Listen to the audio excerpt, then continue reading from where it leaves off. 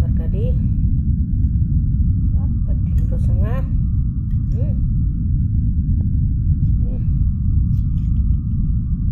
धेरै भयो। यो चाहिँ पिरो माछा, यो मिठो हुन्छ। यो अब के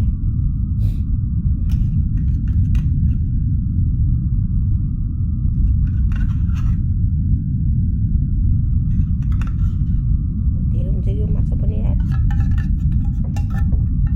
ठिकै छ, खाइदिउँ। ल खायो ल, यसो खानु पर्यो नि होइन।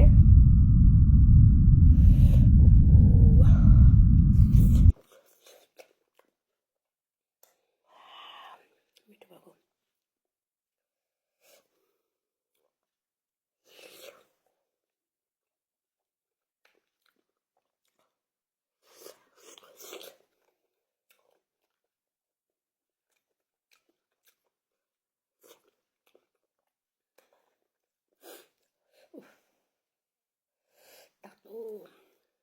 मिठो भयो कि ढेँडो नि। अब जाडोमा त कोदोको ढेँडो नि मिठो नै हो भनौँ न। अब यसो दबाई कोदोको त प्योर एकदम राम्रो दबाई हुने नि अब ढेँडो। अब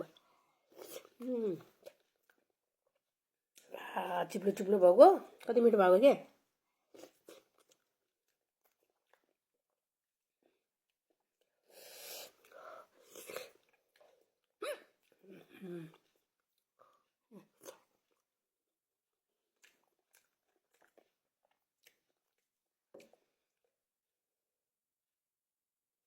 खुर्सानी माछामा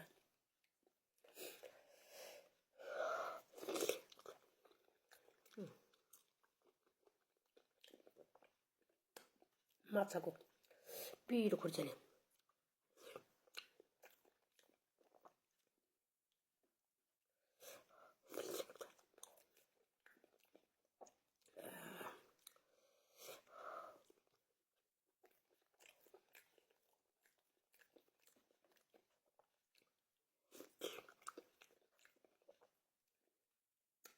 कति मिठो भएको।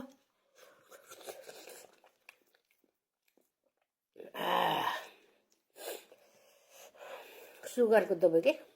अब के गर्ने, सुगर लाग्यो भन्छ डक्टरले। अब खानु पर्यो, थोरै भने नि खानु पर्यो ढेँडो।